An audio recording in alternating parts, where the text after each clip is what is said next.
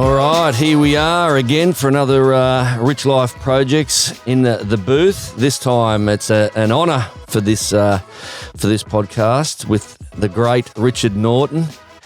How are you, my friend? I'm good, Richard. Thank you very much. Thanks for having me on. Mate, what a pleasure, what a pleasure. When it comes to martial arts royalty and Australian acting royalty to me, that's, mate, you're one of the greats. And martial artist, bodyguard, stunt work, stuntman, actor, magazine model. I'll put the magazine model in there just to highlight things. And fight coordinator. What has been happening? You've just come off the set. From the new Mad Max Furiosa movie with the incredible George Miller. Left in April, thought I'd be there maybe a month, and 6 months later, so there you go. As I say, I think they forgot I was there, but the checks kept going. I thought I'll just keep under the radar. I will not say a word. I will just not keep say collecting. a word. Yeah, no, it was great. You know, we've been shooting in Sydney around Broken Hill, Hay, Fox Studios, some of it, but a lot of external locations, of course, because of rain. I mean, Sydney, as you probably know, had the most rain in history for that period of time, not just the last 10 years. So that played havoc, but it was still a phenomenal experience. So, you know, I was lucky enough to do Fury Road, you know, which we shot in 2013. So this is a prequel. Yeah. It's 10 years before, and it's basically how the Charlize Theron character as Furiosa became Furiosa. So a younger actress, Anya Taylor-Joy, who was in The Queen's Gambit and a few movies, is playing that role. We've got, phenomenal cast. Tom Burke is an English actor playing the other leads, and Chris Hemsworth is the main bad guy. So, and it's huge. It's such a big movie. And as I said, even with Fury, and even more so, just to be involved in such an iconic action franchise as Mad Max, it's good. And I learned a lot. Listen to me going on. You asked me one question. I won't shut up. This is what it's for.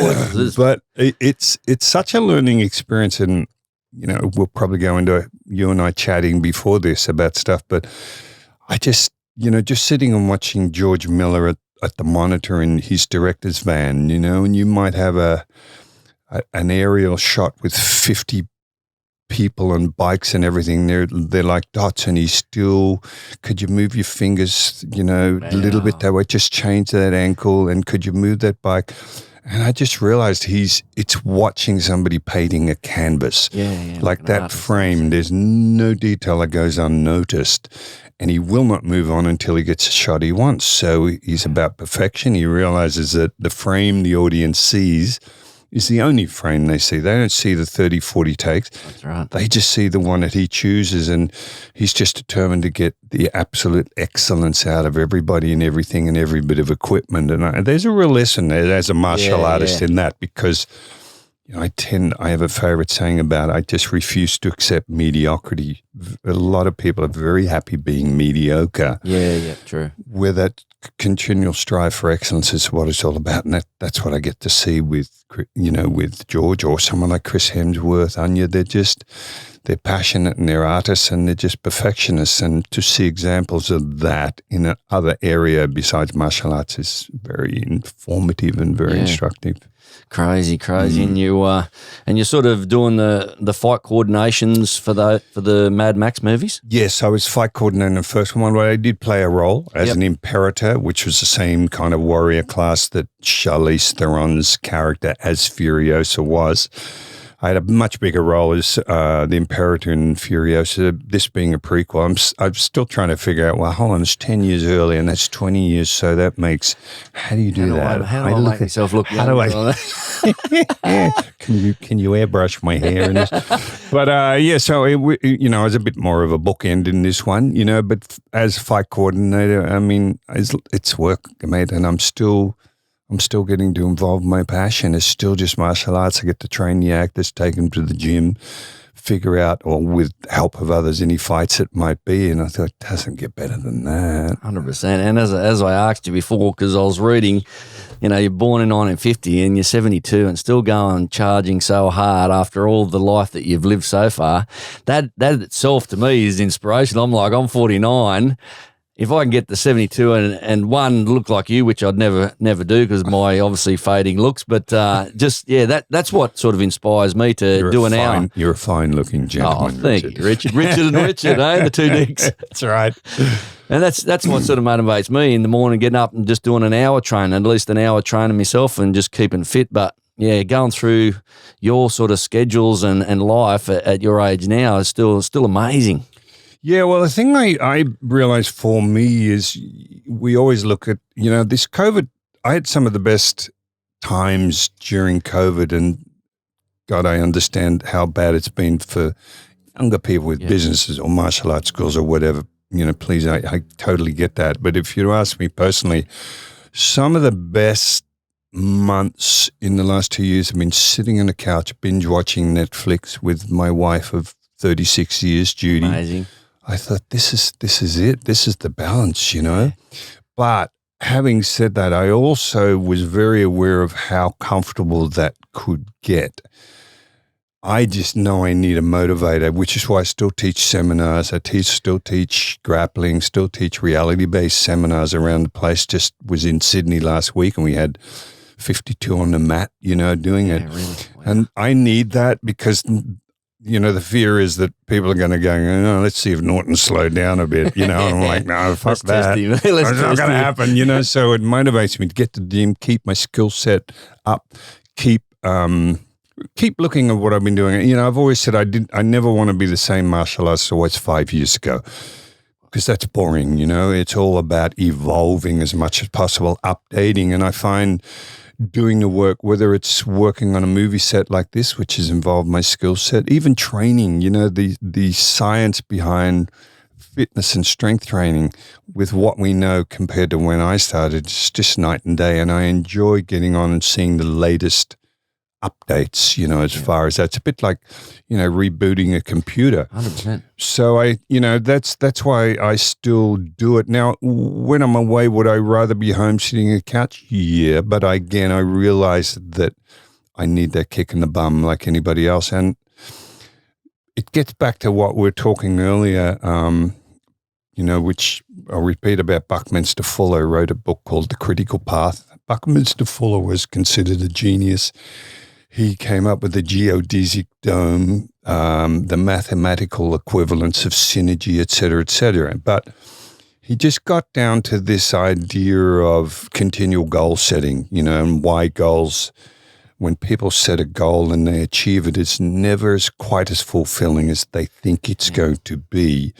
And the reason he says is it's about propelling you and keeping bodies in motion. It keeps you setting a new goal. And then that's not a new goal. Because as he said, anything that stops still long enough is probably dead, whether it's a branching animal or a person.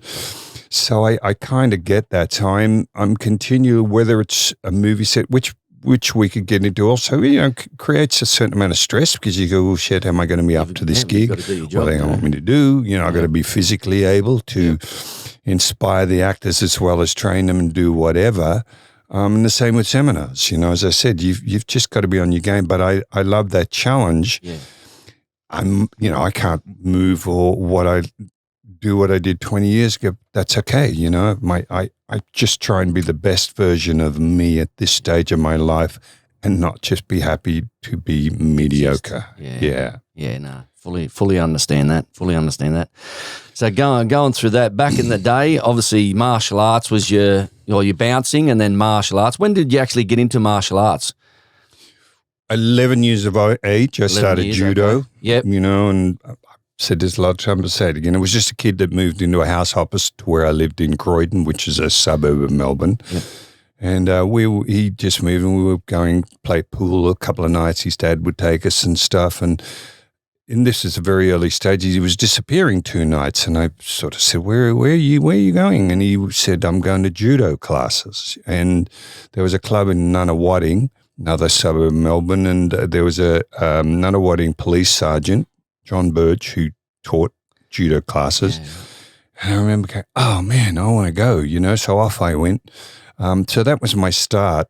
And it was a few years later that 2 high school friends that used to go to judo with us one of them, John Rose, said mentioned there was a karate demonstration happening 3 miles from where I lived in Croydon, in a place called Bayswater, in a church where we went, and that was Tino Soberano. Yeah. He'd been in Australia maybe 6 months, and he was demonstrating Goju Kai, had a few students he'd had for like 6 months. So we went along to that, and I saw that and was just blown away. Wow. And I literally thought in my mind, this is what I need to do. This is what I want to do. And I would also like to say, and I've said before too, it wasn't because I wasn't in a rough neighborhood and getting beaten up daily. You know, you hear these stories. That's what I was going to say. There's a lot of stories that come with martial artists that go, I was abused, or this is how I got into fighting. So it's very interesting that. Though I would say I had a brother that was 4 years old. He used to hold me, and I have a twin sister. He used to sit on our stomachs, holding our hands down, and in slow motion, he'd dribble on us. Oh, no. So that I don't think I've heard that one before. Yeah, I know. So we'd be lying there watching this slowly coming like this, and he'd be cracking up. And I used to think, you wait. See, that could have been the motivating factor. How about that for a story? That's how Richard Norton got into martial arts. Yeah, that's why I got into martial arts. But I've always said it sounds a very cliche answer, but I just feel it was what I was meant to do with my life, you know. And luckily enough, I was smart enough to sort of take the challenge, dare to participate and go in and start the classes. And that's set up my life, you know, not judo to an extent, but the karate under Tino in the mid-60s, you know, and what I'm still doing now. Now, yes, I'm doing my own thing in different clubs, but he started me on my journey, and fortunately, he was such a phenomenal instructor, very nurturing. You looked at him, and, you know, I always said he's my father in the martial arts. Yeah. I have luau's at his house on weekends and stuff, you know, and it was for all the right reasons. Of course, everything becomes a bit more commercial later on, but in the beginning, it was just because we just wanted to be the best martial artists we could be. And I've never forgotten that start. And as I said, the journey still comes, you know, nearly 73, started when mid-60s, so figure that out.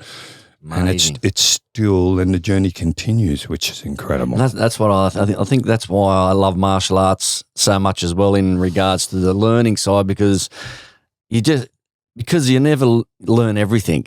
You'll never be absolutely perfect at martial arts, and that's like we have our hearts to go. That's what we keep thriving for, is to better ourselves as martial artists. But you go, that's what keeps me motivated, because I just want to keep learning all different things and not stay stale. Yeah, but that's also you saying that, Richard, but there's a lot that are very happy to think they are now masters or whatever. I know. I mean, think about that word master. It means I've mastered the art. Good luck there, you know, with the evolution of the art. And that's why I say to people, you know, the great thing, you know, a lot of people are working, and I'm generalizing, in jobs that they probably hate. They could also probably do in their sleep, becomes a robotic existence. They go home, put the same TV shows on, go to bed, get up and do the same thing the next day, and they're waiting to start to live. So there's, you know, and they're living what I would call pre-learned skills. You learn to ride a bike, or you learn to play cricket or football, you know, earlier, but there's not a lot, and please understand there's a lot that don't do this, by the way. I'm generalizing though for what I feel are a certain percentage of the population that are no longer challenging themselves mentally or physically. As martial artists, I would say to my students, every day of your life you have a chance to learn something new, should you have the desire. But you have to dare to step out of your comfort zone, go to different seminars. You know, I've been working with this Alex Kostic that my mate Matt Ball brings out. And Alex teaches Sistema, a little different to what a lot of people see that some of the Russians do. He used to be in karate and kickboxing and very, very accomplished, turned to Sistema, which intrigued me, because he's very accomplished. So I did some seminars with him. It was very contradictory to so much of what I'm doing, meaning they don't focus a punch per se. It's totally relaxed. It's very almost Aiki-like. Okay. But the point is, you know, I said to Alex, I said, look, I don't at this stage have enough time to learn a new art. but teach me something that'll help me do what I already do that little bit better. And that's exactly what's happened out of that. Wow. But you're never going to find that unless you get off your bum, get out of the chair, stop armchair experting everything, and dare to step into an arena that you're not comfortable with, you know, and learn something new. And I hope people get that message, you know, we should be lifetime students, but there's a lot of martial artists that validate themselves with rank, with belts, with the colors they're wearing. They punch around with their arms folded. Hence, another one of my sayings, heaven forbid you unfold your arms and get found out for what you don't know. I know. And there's They're plenty too of them frightened these days, to. And Benny Okita, you know, he's been out. Benny the Jet's one of my few role models. What and an icon and legend. you know, I started training with Benny in 1980. Really? He was just out and doing seminars, in phenomenal seminars. And you know what's inspiration about him? He's a doer. Yeah. He has a favorite thing. If somebody says, oh, I do this, and he says, don't tell me, surprise me. 100. And he's even had people in the Jet Center say, oh, but we only do like death touches. He said, I'll take my chances. Let's get in the ring and move around. Really? And you got to love that. You know? How old would Benny the Jet be now? He'd be close to 70 now. Yeah, okay. Yeah, not quite as old as me, and still on the mat doing everything. Really? That's amazing. He's an absolute doer, you know, and you gotta admire that. He makes a point if he hosts a seminar. Say I'm hosting a seminar, I invite Benny in. A lot of them, he says, a lot of the people that host him, the instructor or the sensei or the master will often sit on a chair and watch, which, you know, and he makes a very big point. If you're the host and you're in the line with everybody else, he'll point that out. And what better example are your students than you being a student on the mat? No, I don't know it all. No, I do want to get better. No, I don't want to be the same as I was last week. I agree. And also on the mat, and happy to accept criticism. I mean, Benny, and I use Benny as an example a lot, if I get on the mat with Benny, he might pick me up on 6 things. Yeah. Rather than going, oh, shit, well, that's embarrassing. I walk off and I'm excited because I can walk off with 6 things to work on that I believe will make me better than I worked on that mat 2 hours earlier. Well, that should be what it's all about. We should be excited by that prospect, right? Yeah, 100%. And 100%. The other thing being Jiu Jitsu, and I started Jiu Jitsu in late 80s with Hickson Gracie. Yeah, it just came through finding him in LA. That's another story about Chuck, you know, which I'll tell you about how that all happened. But I went around to Hickson's. Well, I'll tell you. Let me tell you, because it's kind of an interesting 100%. Story. It's a bit of history. But Chuck, you know, I used to starting in Bob Jones, and I brought Chuck out to Australia, mainly Bob, in 78. I did demos, and Chuck was demonstrating what he was doing. He'd done Break a Break and Good Guys Wear Black, a couple of his very early movies. Yeah. So he was out. He was willing to promote that, but he came and did demos at some of the first ever kickboxing matches held in Australia, which Bob promoted. So Chuck and I got on like a house on fire. He said, if you get to California, give me a call and we'll do some training, not thinking I would ever end up there. Wow. A year later, I was personal bodyguard for Linda Ronstadt, for those who don't know that are too old. She was like Beyonce in her day, 10 Grammys, sang country and western, rock and roll. Anyway, I ended up, she offered me work full-time in California. Yep. That was a big, I was like, do I really, I've got clubs here, I've got a girlfriend here, I've got all this life. And Linda actually said to me, I never forgot when I was talking to her about it, she said, look, why don't you try it? You can always go back home. I thought, you know what? That's absolutely true. Right. So off I went. It was the best decision I ever made in my life. I cannot imagine what my life would have been had I not dared to leave Melbourne and go to Los Angeles, start working for her, because I called Chuck up. He, you know, he said, oh, come and train with us. I started training with him every morning for years. We did 6 days a week. By the way, and I'm digressing a bit here, but that's how I met people like Benny Okita, Bill Wallace, Fumio Demura. I just met such an amazing array of martial arts through Chuck because he was so well respected back then. And anyway, he ended up going was sometime later in the 80s to Brazil on a holiday to Rio.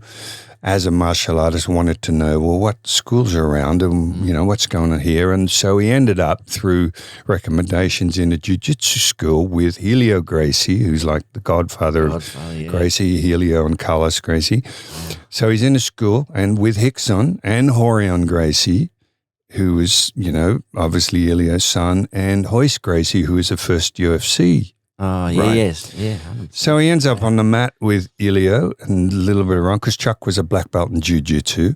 He still remembers being on top of Helio. He would have been in his 70s then. Helio's died now. He died at 95.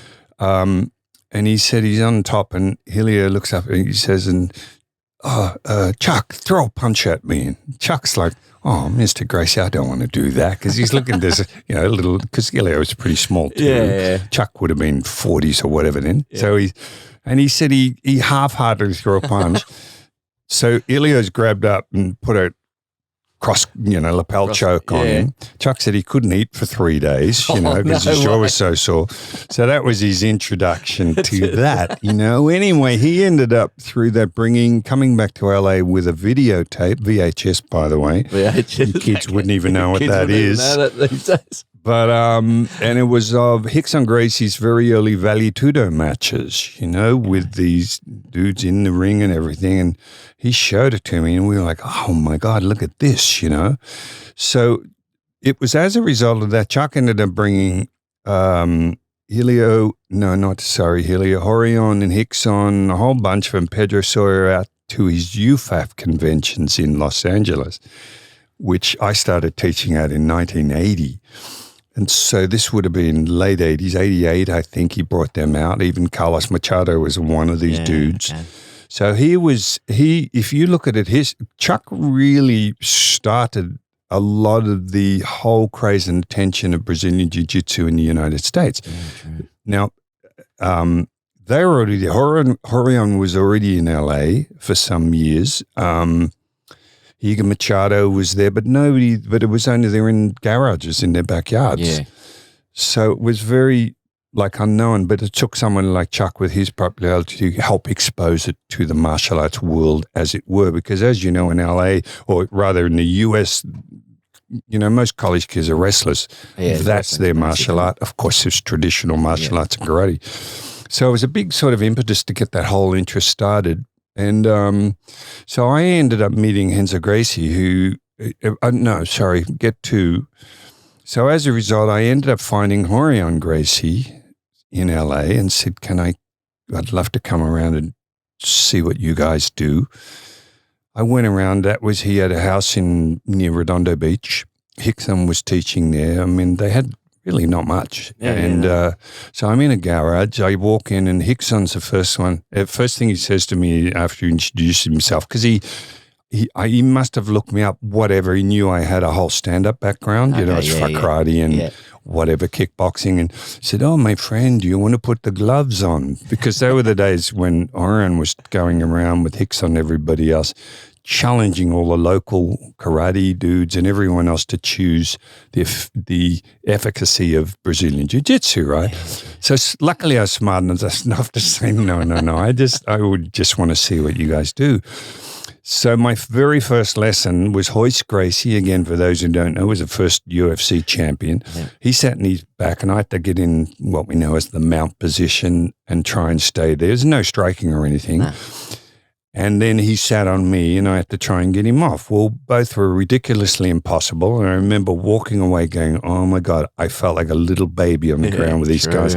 I need, and the important point I'm saying is I thought to myself, and smartly enough, crediting myself, I said I need to add this to what I do. Not instead of, not that it's better than what I'm doing, but if I can add these grappling skills to my stand-up, about how much better am I going to be as a martial artist? Well, the rest is history. And I started training with them, ended up meeting Renzo Gracie.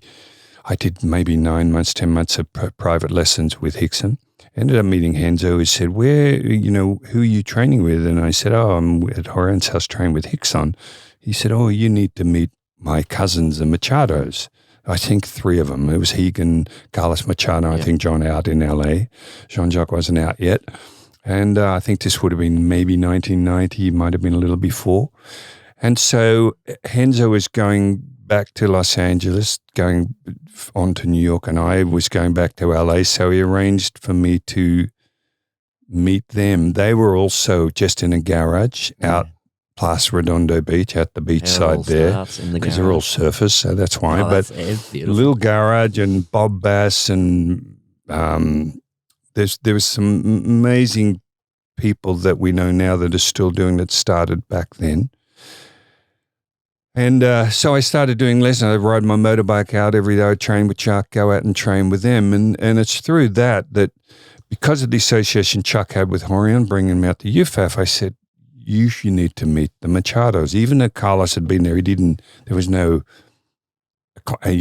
relationship or anything. I said, these guys are incredible. And, Chuck had then moved out. He used to live out in Rolling Hills Estates past LAX airport. Yep. He moved to Tarzana. I had recently moved from Hermosa Beach to Reseda to be near Chucky because we had such a good friendship. Anyway, I said, you need to train with these guys, and he said, oh, we'll bring them out to the house. We'll do it private. I said, okay, I'll bring them out. We'll just book half an hour, an hour. Oh, no, let's book 2 hours. I said, no, you don't want 2 hours, Because if you've never done it, first of all, you're using all your gruff and grunt and groan and strength, and that gets you nowhere. Yeah. But anyway, I brought Carlos out, and that's what started the relationship that Chuck had to this day with the Machados. That's how that whole interest started, and what an incredible journey that's been. Yeah. And I'm still doing it. I love the jiu-jitsu, and the point of that, relevant to we're talking about mediocrity and continually learning, is the big difference with, say, Brazilian Jiu-Jitsu and, say, Goju, which is my original style. Now I'm still with BJMA, Bob Jones Martial Arts and Zendokai.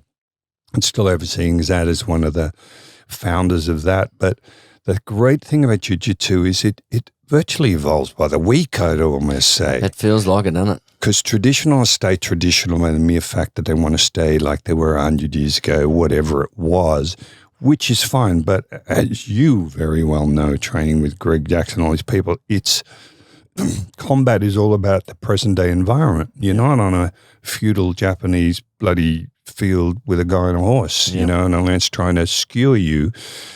Today's environment is being outside a nightclub in Chapel Street or wherever else, and what your skill set look like. Notwithstanding, I understand the art and the relevance of that, and the mind body. Don't misunderstand. That's a very valid and relevant direction to go in, because not everybody is interested. Well, can I survive in the street? But anyway, the jiu-jitsu as a result, we're doing stuff now that 10 years ago is just obsolete now, because they've figured out counters, because there's so many competitions. UFC started off, now you got Abu Dhabi and ADCC and all of this, where they're pressure testing everything. It's no theory. I often say karate, yes, it's a bit of theory. Well, it supposedly do this and that. There's sports bar and jukumite and everything, but Brazilian Jiu-Jitsu, it's like kickboxing. You're either getting punched or you're punching somebody. That's right. Jiu-Jitsu, you're either tapping out or you're tapping somebody else out. The proof is in the pudding if it actually works. And that's been an incredible part of the journey, is just trying to keep up. I did some lessons a while ago, and I've got to get back with Lachlan Giles. Lachlan Giles is one of the best grapplers in the world, especially with leg attacks and heel hooks, which really has only come in the last 5 years with jiu-jitsu to the way it has. It's just changed the whole competition landscape, especially no-gi and everything.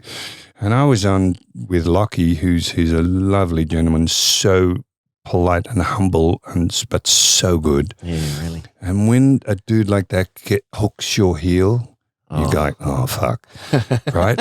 And a lot of it, I said, I want to at least know what it looks like, because I said to him, I feel like I'm learning a whole new art. Wow. But I want to know what it looks, because if you don't know and they hook it and you think you can just twist out and pull out of it, well, there goes your knee and everything else, right? So anyway, the evolution of that, and if you stayed with the way jiu-jitsu was 5-10 years ago in every shape and form, I believe you're going to stay reasonably mediocre. But you've got to accept the advancement and everything, and where some of the Americans particularly have taken that art, embrace it and go, I need to be a part of that, whatever way I can. Yeah, no, I agree. And I've got a few friends in Albuquerque all over the world with Gracie Barra Jiu Jitsu as well, the world champions, Tusa and all that. But and I respect the art of it, but I always thought, because my body over the years, it feels like it had snapped, from kicking and punching and everything else. But I feel I admire the art because it's so intricate on the ground, and just one little movement, boom, you're gone. And I keep thinking to myself, because all the stories that I ask people, and they go, how'd jiu-jitsu? And I go, my neck gone and my knee, but I'm like, I don't want to do that. I would argue they're probably in the wrong school, though. Yeah, look, probably. I've got to say, most of my training was with Higan Machado and, of course, Jean-Jacques. And my rap for someone like Jean-Jacques is I probably had to wrestle him 1,000 times over all the years, and he never hurt me once. Wow. But had complete utter control over me. Yeah. I thought, well, that's interesting, So I think you've just got to be smart. Like at my age, I don't want survival match. I don't care. And I go to seminars. I don't know, these kids are, maybe I can tap Richard Norton. I'll get Norton. To which I would say, and I said to one kid once, at the end of a seminar, I said, how old are you? And he said, 22. I said, really? I said, do you realize if you tap me out, you've literally tapped out somebody as old as your grandfather? I said, well, that's not but much of a feather in your cap, isn't it? I said, the worst part is, what if I kick your ass? Oh, that's even worse. And they looked at me, but it's true, right? 100%. I mean, I don't care anymore. I think our job, when I say our as older statesmen in the arts, is to just pave the way and help these kids be the best they can be. I often use Freddie Roach as an example. Freddie Roach trained Oscar De La Hoya, Manny Pacquiao. He's got Parkinson's, It's not true, but I could almost say Judy, my wife, could probably do a round of boxing with Freddie. Yep. But there's a reason they worship him, and that's his ability as a coach to make them world champions and make them the best they can be. And I think that's our job. And if we, out of ego, get on the mat still trying to prove we can flatten 30-year-olds, we're going to get so jacked up that eventually we can't even walk on the mat. Well, then what a waste of a life's journey that you 100%. Can't get on and pass your knowledge on. And I think that's huge. And I've had a couple of people in the past say, if I can't beat all my students, and I'm just going to stop. I said, get over yourself. 100%. I said, think about if you were 40 and you had 20-year-old students and you all stayed healthy and you kept training, age alone will dictate that every one of those will eventually beat you. True. Like, do you think Helio Gracie in his 90s could have beat a competitive blue belt? No way. Yeah. But that's not the point. It's the wealth of knowledge, right? Knowledge so and journey of it you all. just got to accept that. And, that's your job anyway, to have the students sort of surpass you and be better than you, hopefully with your guidance. And that's our job. Yeah, no, definitely. And Freddie Roach, as you mentioned, we know Freddie personally. When we took fighters over to his gym to train with him. Oh wow! Yeah, and one of our boxers, when you go downstairs for sparring and the doors are locked, no cameras, that's when you get your popcorn out, because it's like everyone's number over there in boxing, but how Freddie has things, and you see how he is worshipped in the wild card. It's an amazing experience. You get sort of like, as a martial artist, come box, whatever, when you walk into that wild card and Freddie's there, you get a bit of a buzz. Yeah, You're like, how many, you just sort of think back, the ones who do actually live in the moment go, wonder how many greats have walked through this door, and Freddie's been here as well. He is a master class when it comes to boxing. And as you say, they don't go there to go, I want to smash him on pads or anything. They go there for his knowledge and little things like, I want that toe to be in that position, or that foot, I want you to be over there, and I want you to be looking at this instead of that. Those little things that people just think, I'm going to Freddie Roach to smack on a pad. You won't get that. What you'll get is immense knowledge of what and his job, like ours, is to make that person or that student the best version of them, 100%. which will be different to everybody else in that gym. But, again, are you the best you can be? And, like Dave Hedgecock that we talked about is like Ray Giles, God, you watch them coach people and you realize they're not trying to make copies of them. They have the ability to look at what you do and just take what you do best, be the focus of the training, right? So they're not trying to create a clone. And that's difficult to do, and there's a lot I watch Ray Giles and, hold him, his shoulders are a bit knackered because he's got heavyweights pounding those friggin' mitts. Man. And now it's just, it's not about power and everything. It's about dexterity and skill set and bobbing and weaving and everything else. And Dave's, a lot more. Well, Dave is like a, fire plug, he's so solid, but still training. Dave's 74, so I'm still training fighters and boxers and everything else. But again, if you don't understand looking at somebody else, if you go there thinking, I wonder I'd go sparring him, your mindset's completely wrong. Misconstrued. You just look at them and go, if you don't come to the understanding of how much knowledge they have had and gained on their journey and how much you can gain from that, that's what it's all about. Like Tino, and she is 82 now, still doing seminars all over the place. Wow. And you think, oh man, that's a lifetime of knowledge. That is. And also get your head out of, there's a big thing going on in the Goju world now, which I won't go on too much because it won't relate unless you're in karate world, but whether Goju-Ryu, Okinawan, or whether the Japanese was better and, they were all wrong. Fuck off, wrong. It's different. Different, yeah. But you can't say it's wrong. You don't know what's wrong. It's another version. Like I would, again, use Manny Pacquiao and Oscar De La Hoya as example. Manny Pacquiao is an unorthodox southpaw. Oscar De La Hoya is a classic orthodox fighter. Yeah. So they're so different. They both knock people out and they're both world champions. So you can't say one was wrong. No, that's right. So I hate this tribal mentality when once you become part of something, it's the be-all and end-all and everything else is shit. Agree. No.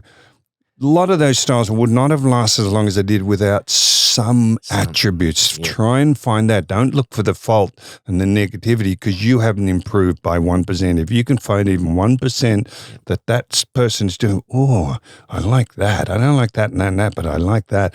Then you're on a path to sort of mastery, which I would like to say is unattainable, but the journey toward it is not. I agree. And I think from obviously getting to my age and you see these, I think it's becoming from a student to be a coach. If I see a coach that's willing to learn, I see someone who will always be improving and always be a great asset. The ones who, as you said earlier, the coaches that, say, no, I know everything, this is how it is, this is my way and it's the only way, that's when you start to go, this person's dead. Mm-hmm. This person's already dead. What we talked about, you've stopped still long enough, you're as good as. Dead. If you think, I'm as good as, well, that's a road to nowhere. That's sad, isn't it? Mm-hmm. It's sad to look at when you're like yourself or myself or other people like Greg Jackson who will go into a seminar or go into a school and you see the coaches that this is the only way to do it. There is no other way. All these other ones are just bullshit, whatever. And then you go, do you want to try what I know? No, I'm not interested in that because then you see like, wow, that's so sad. This dude hasn't got an open mind to actually learn. And that's what I think martial arts is all about. But I think they're also very insecure. True. They don't want to take the chance of being challenged, right? Or being found out. Or being found out, exactly. Like, again, I get back to Benny. Benny, if you're doing something, you say, well, show me that, teach me that. He's always trying to say, well, now you teach me something. Might be nothing, but the fact that he's open to that, and again, he's demonstrating in his example of, I'm still a student, Look at someone like George St. Pierre, who's still, you see him rolling on the mats with the Gordon Ryans and the Danaher people and all of that. 100%. Well, he was considered a legend in MMA, but he's still willing to get on the mat and maybe get his ass kicked. But that's what made him a legend. And there's few that do it. I know, obviously, John Jones outside of that personal stuff that he goes through, but he's another one who who was open-minded and learned from everyone. St. Pierre, and talking to Wayne Parr, used to travel with St. Pierre on one of the camps, and he said he travelled all over the place for a week at a time to train with different coaches. Now that in itself tells you that person is great because they're willing to learn. You know, another which, you know, of course, Chuck being, you know, I've been friends with Chuck since 78. He was best man in my wedding, by the way. That's what still freaks me out. Yeah, The only reason I got him is in case anyone started any shit at the reception. And if you did, anyone would be finished. Someone to take care of us. But that's still amazing, the friendship. And you when you say to me, I text Chuck, and like you're talking about Chuck Norris, like this is the icon of martial arts. If there's a name that's associated with martial arts as is just in this generation and of all generations, Chuck Norris is one of them amazing sort of. He opened so many doors for me. Of course, you know, with the film career, Octagon being the first movie I did in the States in 1979. Oh, 98. Because he saw I could handle Okinawan weapons and asked me if I'd play his nemesis in that movie, and that started my whole movie career. But I was going to say, you know, as an example, like when I started getting the Machados around the Chuck's house, and by the way, Bob Wall and myself are the ones that started them in their very first school in the Valley in Encino. Right. They then opened a school in Redondo, and John Jack stayed in the Valley. Higgin and the rest went out to Redondo. But I still remember that when the school started, who was the first person on the mat with a white belt on was Chuck Norris. I said, what better example than that? He could have been like, well, I'm Chuck Norris. I'm supposed to know it all, and I'm the baddest person on the planet. Put a white belt on and said, oh, Rich, we've got to learn this. Look at this. How good is that, That's right? Amazing. There was no ego with that. And when we used to train, we would actively try and find Tai Chi masters, pressure point, whoever was like in the limelight that time, and invite them around to the house, you know? Yeah, right. We had so many different ones come around to his house just to sort of show us what they do and demonstrate what they do. And again, it wasn't in a challenging sense. It was just, again, maybe they've got something in Chuck's mind that would help us be able to, well, that says everything. And people, once again, this is a whole other topic. You know, you get people say, oh, well, Chuck Norris wouldn't beat a Conor McGregor. I said, what a stupid fucking comparison. Well, that's like Ali and Tyson. Exactly. Yeah. And, you know, I said, Chuck became a world champion at what was the environment back then. It was point karate. It wasn't full contact. Kickboxing came in later. And I would still argue that Chuck Norris, born 40 years later, be the same world champion today in MMA. You could argue someone like a Bruce Lee as a precursor of MMA. Had he would have been the Conor McGregor, no doubt, because it was about that drive they had to be the best versions of themselves. And they, you know, as we know, Chuck's very much like Bruce, and they added boxing and judo wrestling and everything else to their initial sort of art. And I mean, that's a huge example right there. Yeah. But it's right. You know, it's Tyson. I'm just fascinated with him lately. I saw they were talking about Tyson. Is it Tyson Fury or who's the other one? Deontay Wilder. Yeah, there's Wilder. One of them was asked, well, let's say Deontay. I might be wrong. I think it was Wilder. Asked, could you beat Mike Tyson? And he said yes. You know, and they asked Tyson, and it was a wonderful answer because he said, well, he has to say that. Of course, he has to say he's world champion. That's huge. Of course, he has to have. Yeah. That's a demonstration of his mindset as a champion fighter. Yes, I can beat anyone. He said, I would have said the same thing. And I thought, rather than say, oh, he's talking shit and everything, he basically celebrated that's what a champion's mindset is. You know 100%. What I mean? And people got to realize that when Tyson was in his prime, Deontay Wilder would have been a kid. No, exactly. So, it's a different, and the evolution of boxing, everything else since then, that's what people forget.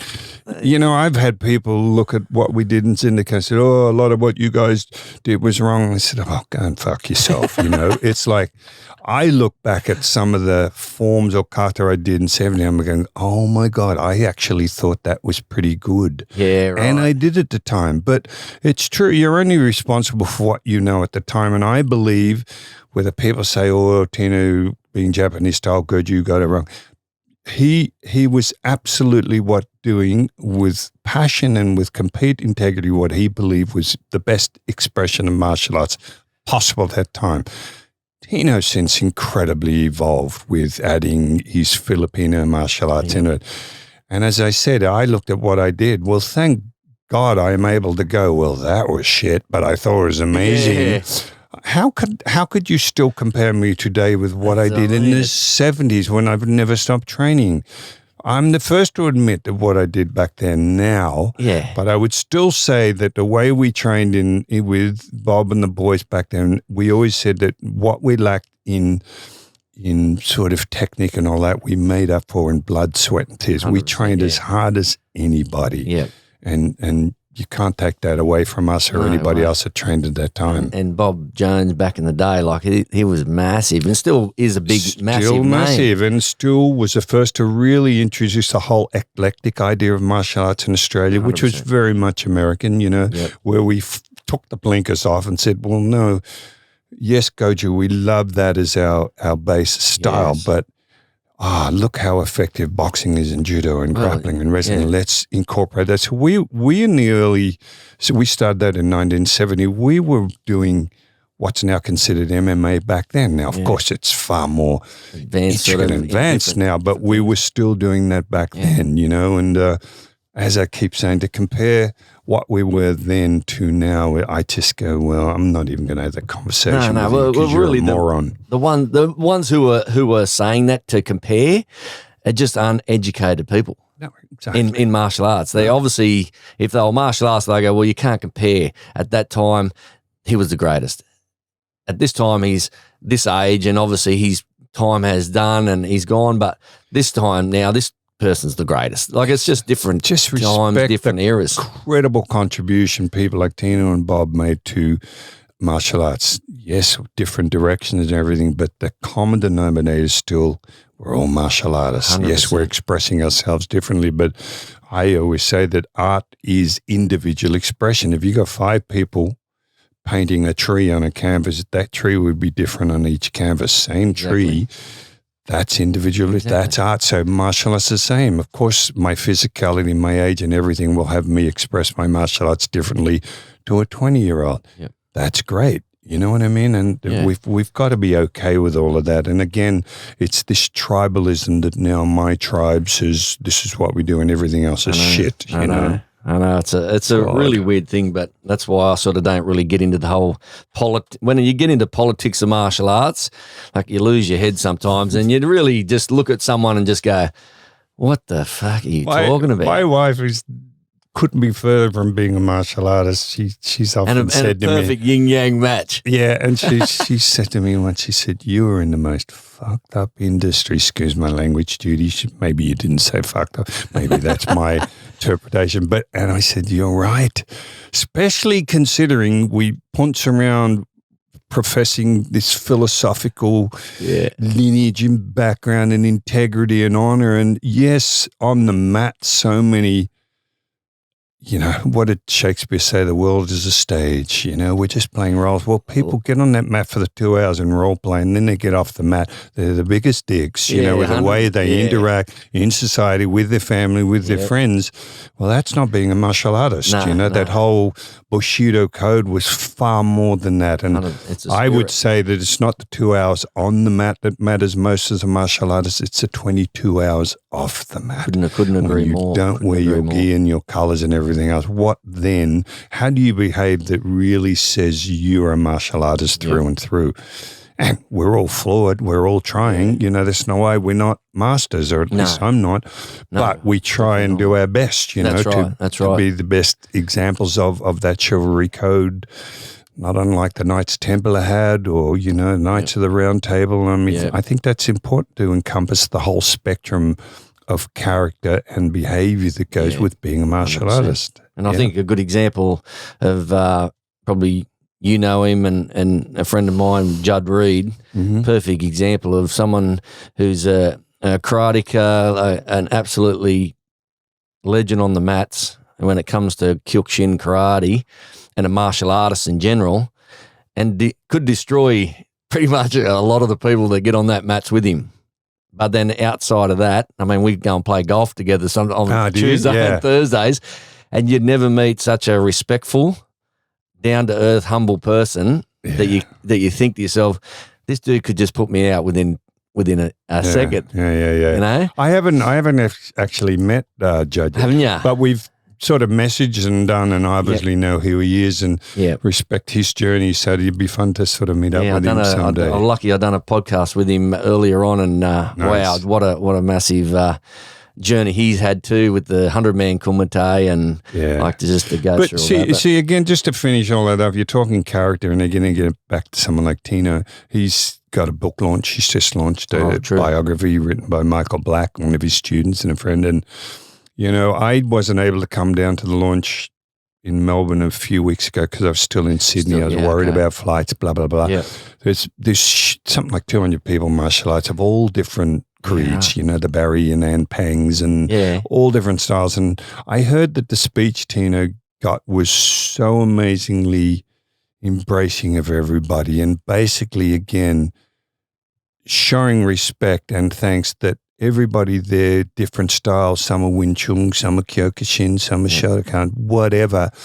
But again, the common denominator, we're all martial arts artists, and that's what brings us together in this room. And we're not on the mat, we're not in our gis, we don't need to sort of demonstrate our superiority or inferiority to anybody, just embrace the journey we're on. And 100%. It was apparently such a what's the word? It was just everybody just felt like a unit and together. There was no just conflict or whatever. Spirit, and a lot of that was due to Tino. Tino's got an incredible charisma and personality. Anyone who's met him, he's got a very deep voice, you know, and always calling him my boy, you know, and, you know, but it's a great example. So I'm just thrilled that people I've got to know, like a Chuck Norris, Benny Urquidez, like Tina Severano, whatever out there, and just representing what it is to be a martial artist as much as is impossible in today's world. Yeah, 100%. And getting back to where you've taken the martial arts, the amazing journey that you've had with so many huge names, as you say, even with like Benny the Jet, Jackie Chan with the movies. Now the bodyguarding. You've done some amazing travels with the entertainment business in bodyguarding, which obviously your martial arts background helped you in regards to bodyguarding. Some of the names you've bodyguard. Obviously, you've got the Rolling Stones, ABBA, David Bowie. I mean, the list could go on and on and on. Stevie Nicks. The list could go on and on. The experience. When you go, this is martial arts, but now you're in a different world with the bodyguarding, so to speak, because you've got entertainment. You've got people who, you know, it's all about I wouldn't say all about the money, but it's about the art of music. It's about traveling and all that. That experience alone, what's that like when you started that off and then traveling with some of the biggest names on the planet?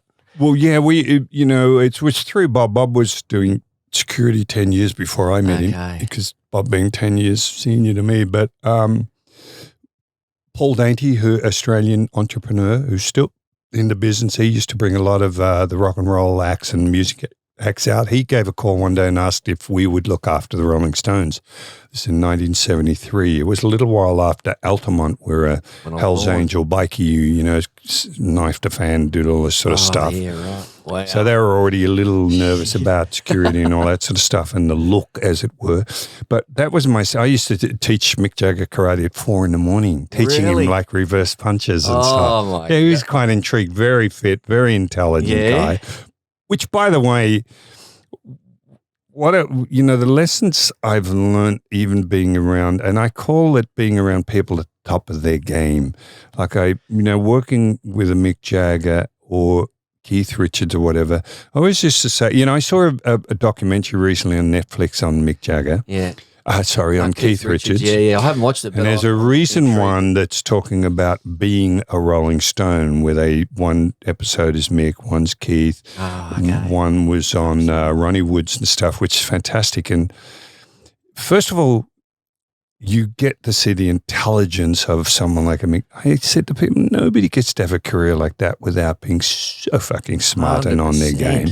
And he's almost laughing when he talks about that persona of a stone. Yeah. He said, yes, of course, ego's involved and chicks everywhere and all this, but looking at him talk and then seeing the Netflix doc on Keith, I often used to say, people look at someone like a Keith Richards and all they see is the drug, sex, and rock and roll. Yeah. What they miss is the absolute passion that Keith has for being a songwriter, guitar player, musician. And you see that at 81 or 2, that's all he's worried about. In fact, there was a funny segment on being a Rolling Stone where Ronnie Woods was talking about him and Mick. You know, they just really gelled and hanging out.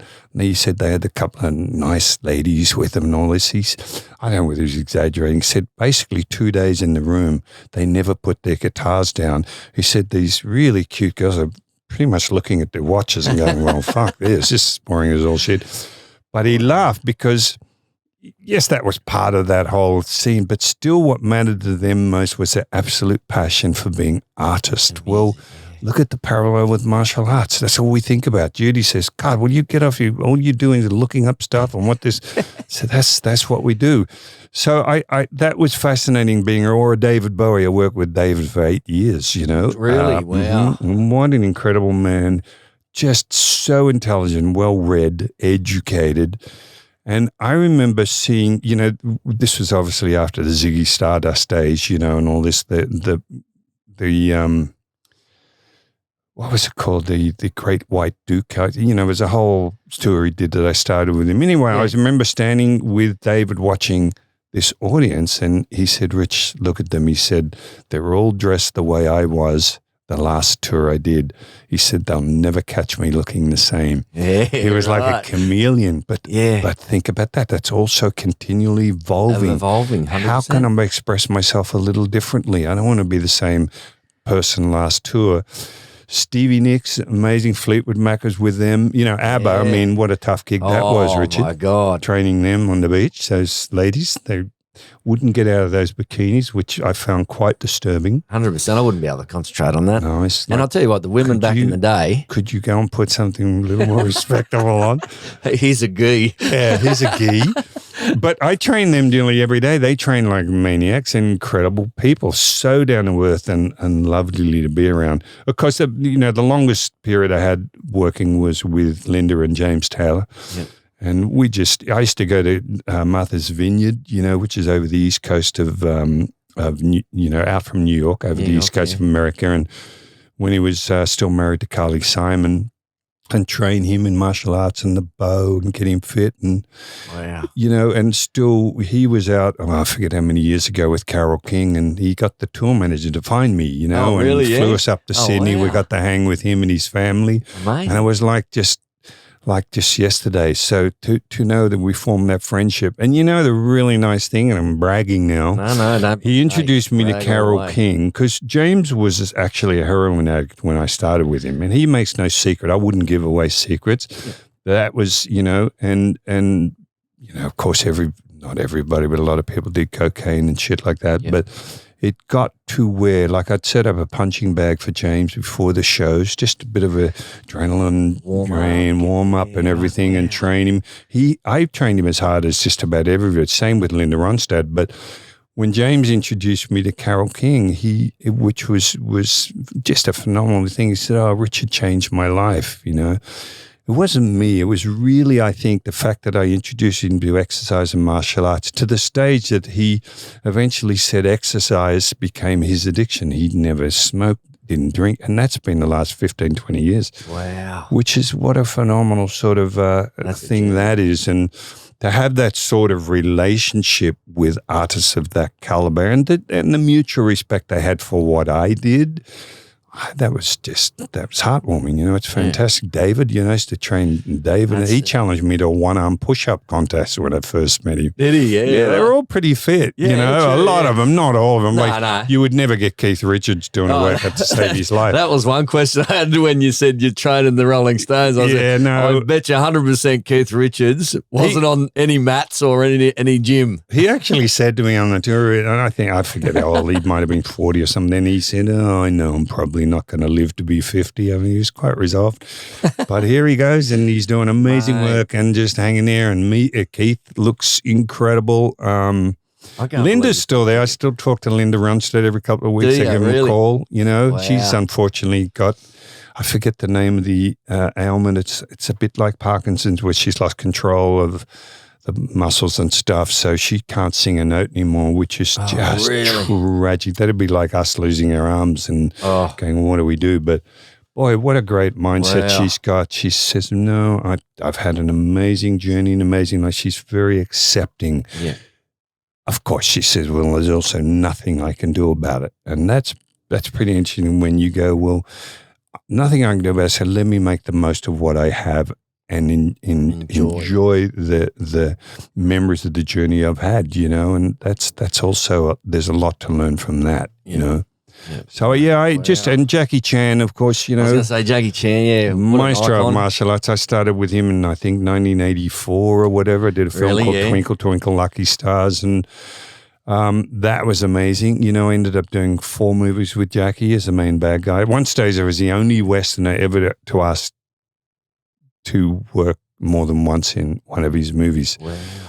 I think Benny ended up doing it later on, but yeah. So that was an experience. And again, it's just the passion, and Jackie's the sort of guy on a movie set that if you got stands to move or chairs to move, or he's out there with a broom, you know what I mean? Yeah. Again, an incredible example to the rest of his stunties of a work ethic second to none.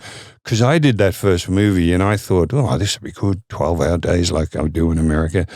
Went over there and it was, I've said a lot of times, but it's the truth. When we started I did the main fight first with Sammo Hung, who's the director, who's like the Steven Spielberg of martial art movies there. We were on the set 18 hours a day, 7 days a week for 3.5 weeks doing this one fight.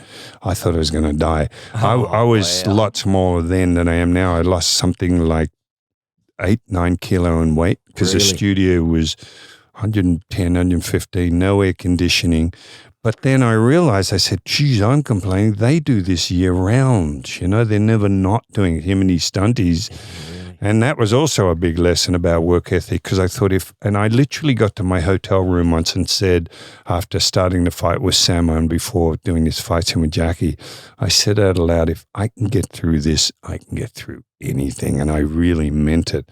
Wow. To go back to the States and do movies were like a cakewalk in comparison. I was going to say 12 hours. Yeah, because you got union rules and everything and meals so it was quite an experience. Wow. But again, I was fortunate enough to be able to watch Sammo, who's still the most amazing action direct actor I've ever worked with, as far as action and fights, and of course Jackie Chan, and to be able to be on set with those legends and watch the way they worked and everything.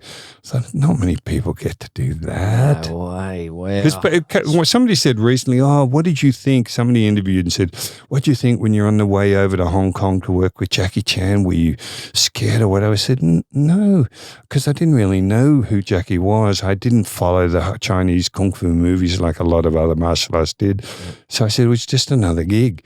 I said, interestingly enough, it's only 20 or 30 years later that when you see younger people who know of them, their eyes light up, that you realize how much a part of history you were. Yeah, true. That 100%. level of filmmaking, so. Yeah, that's an amazing. It goes back to like the Bruce Lee, the movies. That's how a lot of people, when they say, what got you into martial arts? Bruce Lee movies back, my generation, I could say.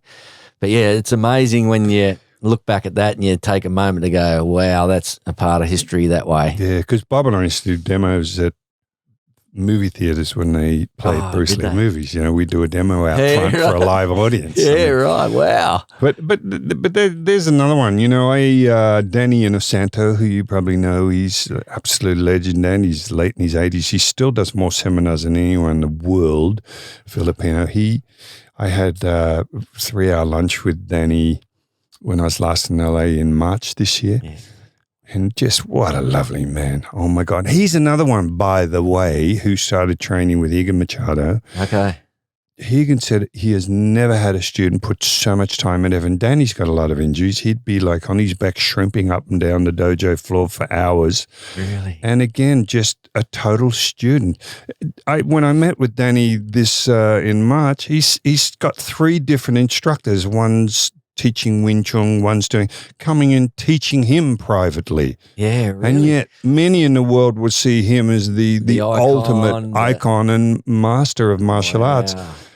And, and just to sit down and listen to him and talk, I asked about Bruce because, I said, come on, Danny. I said, you taught Bruce a lot of stuff too, like nunchaku. And he puts his little smile on. He says, shit, Richard. Said you get in a lot of trouble if you say you taught Bruce anything because the ones that are diehards, to them Bruce knew every martial art that ever existed. They didn't. They forget he was still a student himself and on a journey in learning, which made him the greatest. Yeah, so Danny did that. And it was just sitting there and hearing stories of one-on-one. And he, for example, he said Bruce was actually working on double and single leg takedowns in the late 60s. Now, no martial arts would ever think of adding a wrestling move because you didn't consider wrestling as a martial art. Of course, that's all changed now as per UFC, but back then, and he said, it wasn't incredibly advanced and stuff, but the fact that he was working, and you remember when he fought Kareem Abdul-Jabbar, he was demonstrating an armbar. Well, no striker did that in movies back then, so you got to take your hat off and go. How forward thinking he was. What a trailblazer! Wow, and trailblazer is the word. That's 100%. And I was asking, I said, "Did you come on? What happened to you when you sparred with Bruce?" I probably shouldn't tell you. He probably doesn't want me to spread these stories, but it's just he said Bruce's hands were as good as anybody still to this day.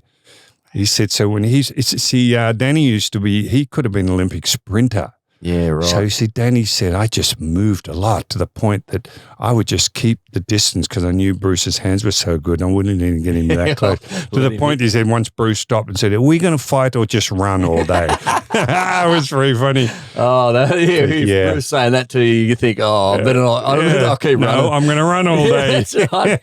Man, that would have been, what an experience. Yeah. What a part of life that would have been. Yeah.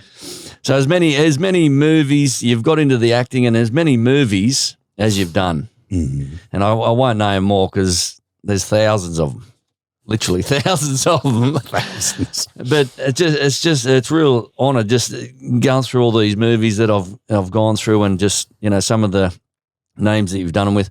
Has there been a movie that you've really thought, wow, this is one of the best that for you personally, like feeling wise, just learning wise, but just they've all been different, Richard, in and rewarding in different ways. For instance, the Hong Kong movies I did with Jackie, you do stuff that you would never normally do and it's all choreographed by the Chinese coordinators and everything. So their timing's different, spacing's different, everything's a little different. So the rewarding thing with that, like a film like City Hunter that was quite comedic, is to go and see the end result and go, oh my God, that is hilarious because I'm playing a character I'd never normally play. It's a very different kind of style of filmmaking that I used to have then in Hong Kong. It's changed now. Yeah. So that's one thing, but then I look back at Octagon being the first one. Now, four of us got to play the main ninja bad guys through the whole of Octagon. In fact, I even said to my mum once at a screening of it, I said, if you see anyone go splat, it's probably me. So we did all of that, and I helped choreograph all the fights with Chuck. I've got old black and white footage of us rehearsing that Kyo fight with Chuck in his backyard, So that was rewarding because, first of all, it was my first entree. I got to play a character that back then became quite iconic. In fact, it created this unbelievable buying surge of Sai in the US because people never see, Sai, that Okinawan looks like a pitchfork sort of weapon just because of the fight with Chuck. And, just to be a part of that, and that's still classed, you can agree or disagree, as one of the 10 best fight scenes. Yeah, I think it was the top. I think it had somewhere in their documentation where it was like the top 13 best fight scenes ever. Right, which is amazing. That is. And it was shot pretty wide, which was different to the way they shoot today, so you could actually see everything that's going on. Yeah. So that's an amazing to look back at that. And also it was the start of my movie career. Yeah. It was when I got to meet people like Tadashi Yamashita, who played my boss in that movie, and that I ended up training for a few years with after that, because I saw how good he was. Simon and Philip Ree, who are icons in the stunt coordinating industry in America. That was one of their first movies. On and on it goes. There were some incredible martial artists that I got to meet and play around with on that set. And then you go to things like Force 5 was my first lead. Yep. Benny Akides, Bong Sil-han, Joe Lewis, legendary Joe Lewis, who now has passed away. But I'm being on the set with these people, and you got to pinch yourself and go. Say you'd have to pinch yourself, even if you're Richard Norton. You still got to pinch yourself. You do, and so I look at that. And then there was another film called Under the Gun or Iron Fist that a friend Paul Curry and I put together here in Melbourne. You know, they did the lead in, and we got to use a whole lot of local martial artists, including Tino, in a fight scene. It's tiny budget, shit budget and everything, But again, just to actually be one of the producers on it, mainly Paul, and be the lead and shoot it here in Melbourne, I thought, and out of that has often come another mantra I give to people, young martial artists. I say, if a skinny little asthmatic kid, because I used to get asthma when I was a kid, from Croydon, can end up working with Jackie Chan, Chuck Norris, work with bloody David Bowie, ABBA and all this. If I can do it, anybody. It's possible for anybody. It just gets down to how badly do you want it, Yeah. And as we talked about earlier, the great realization for me with all of that work, the bodyguarding, traveling the world for 25 years as a bodyguard. Incredible. Whatever, not thousands of movies, but a lot. Oh, man. It feels like 1,000 when you go looking through them all and you're like, wow, that's... But if a skinny little kid like that can achieve it, then it's possible. It just gets, again, how badly do you want it, Yeah. And so I feel very, very fortunate. Yeah. And the good part is the journey continues. We're still going. I was going to say, isn't it amazing when you say if you're passionate about it, and that's probably one of my questions, the advice for young people today when they're in martial arts or they want to get into acting or anything like that, your advice to someone would be similar to that is, find that passion and find that passion. It's got to be the right passion for you. Yep. We often say that back then, including Chuck, we did martial arts just because we wanted to be the best martial artists, not because we wanted to become actors. Nowadays, a lot of kids are doing it because they want to be actors. So the martial arts is almost a tool to get them to that desire. The difference was we just wanted to do martial arts, and as per what I was talking about with Buckminster Fuller, everything came as a result of that honest passion. The bodyguarding and film work came as a result of that. So that's very different, but it's an incredible opportunity. But I guess the hard thing is now you got to be much better than I was back then, because there's only a handful of us doing it. In the late 70s, Chuck started it a lot in America. So, the level of expertise as per Scott Atkins or Michael J. White or people like this, you look at what they do now on screen. Oh. I feel like a novice, 100%. And I did a great podcast with Scott, and he's a lovely, lovely man. And he said, "Look, Rich, I watched all your movie, You with a Springboard," and I said, "Thank you for that." But also, it's very heartening to me to see they use that as a springboard to take the level to a whole different level of excellence, 100%. Which they've done. Yeah, amazing. Same as Chuck. You look at what Chuck did, crescent kicks and everything. You wouldn't do that now, but it was still what we did back then. That's right. And now, of course, the level of expertise is through the roof. It's all good, It just evolves. The martial arts and life just keeps evolving. And as you say, if you stay still, you're dead. You're dead. You're dead. Yeah. Well, the last bit for me to ask you is, what is Richard Norton's rich life these days? What's it look like? This. Talking to me. Hey! Talking to Richard. Okay. Yeah. take that answer back. Yeah, take that out. Edit that out, will you? That wasn't what I meant. No, you know what it is, and it does sound like that, but it kind of is. I'm pretty much living the rich life. I think, it's like looking back at the film career. I mean, I did a lot of crappy movies, but I also realized that, I could have held out. My acting teachers say, "Oh, you should say no to some of these movies in the Philippines or whatever with Roger Corman and people like that and hold out."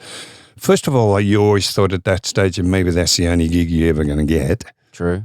And I realized it was also just a way for me economically to have a means to which I could spend more time training in martial arts. So it was a means to an end.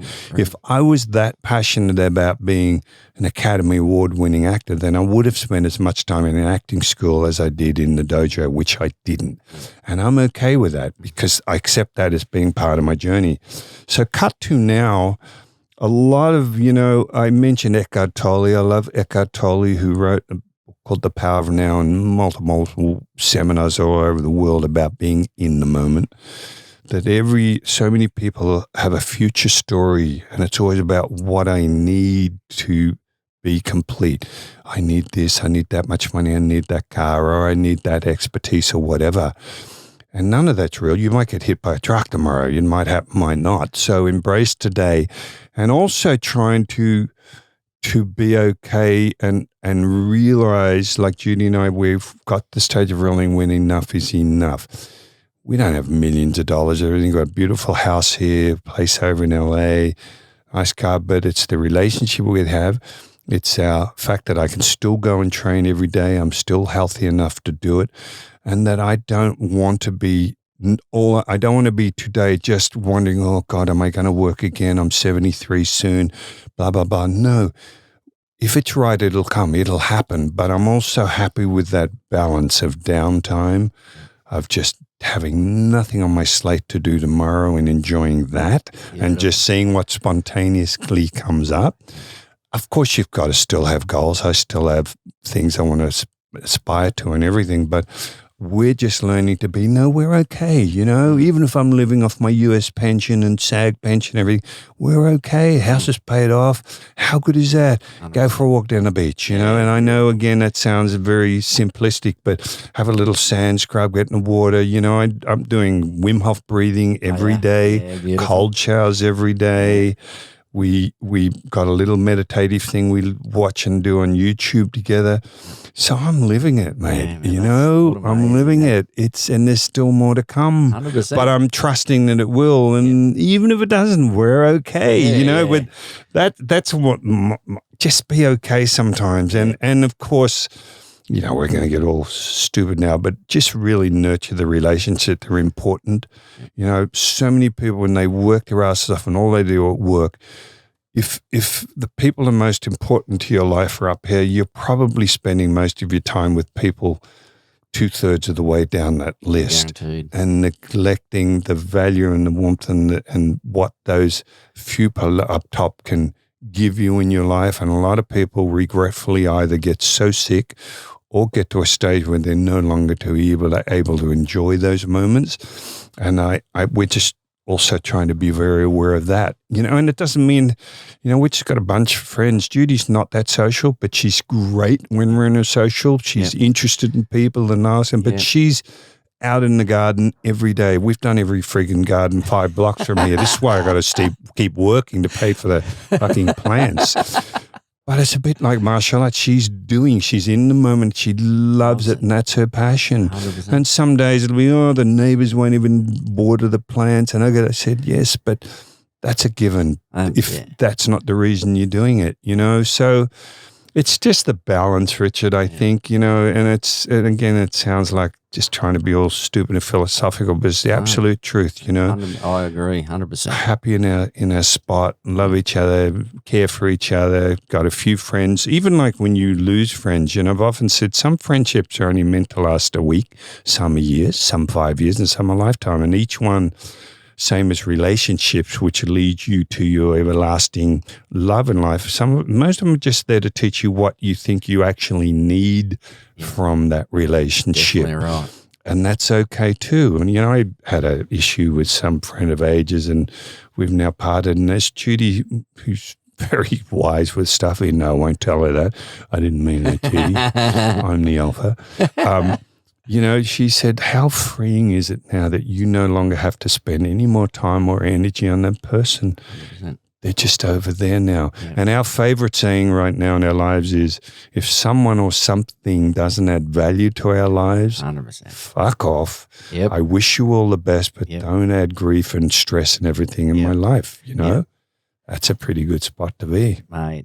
Yeah. It's unbelievable, and it's so deep. It's so I love it. And I just, mate, it's absolutely been a pleasure and an honour to, following your sort of life throughout the martial arts and always hearing your name when I was growing up as a kid as well. And mate, it's just been a real honour to have you on the Rich Life Projects. And I just wish you another 73 years of movies and martial arts, my friend. But I thank really you, thank Rich. you. It's been I've really enjoyed it too, mate. It's been a good chat. And again, that message to your kids: just try and find what you're passionate about. It might be music, it might be martial arts. Who knows what it is? But just try and find something that actually makes you want to get up every morning. happy, I think 100%. that's what's life about.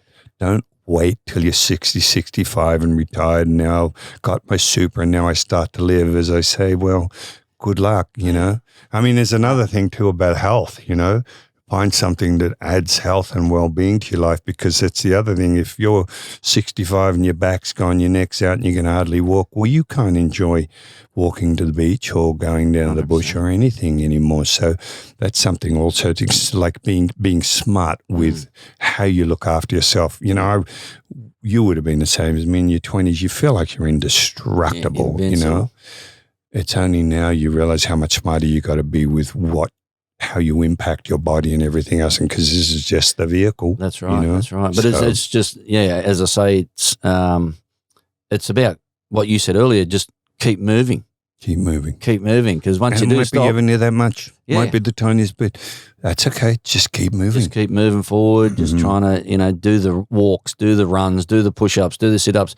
Just simple little things to keep you moving, keeps your brain moving.